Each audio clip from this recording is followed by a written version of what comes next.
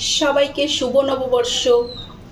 নববর্ষ উপলক্ষে রান্নাবান্না তো করাই লাগে। রান্নাবান্না করতে করতে অবস্থা খারাপ সকাল থেকে। তো আমার রান্নাবান্না শেষ।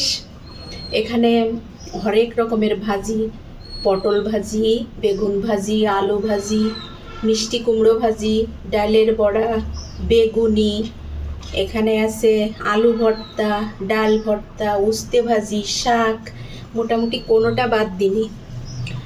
আর এই যে আছে হরেক রকমের সবজি, উস্তে, সব কিছু দিয়ে আসলে একটা পাঁচন রান্না করে বলে, তো সেটা রান্না করছি। অনেকে গতকাল রান্না করছে, আমি আজকে করলাম। সাথে ইলিশ মাছ তো থাকবেই, ইলিশ মাছ রান্না করলাম। আর আজকের দিনে আম ডাল রান্না করতে হয়, আম ডাল রান্না করলাম। এই তো, এই হচ্ছে আমার পয়লা বৈশাখের আয়োজন। আবারও সবাইকে শুভ নববর্ষ।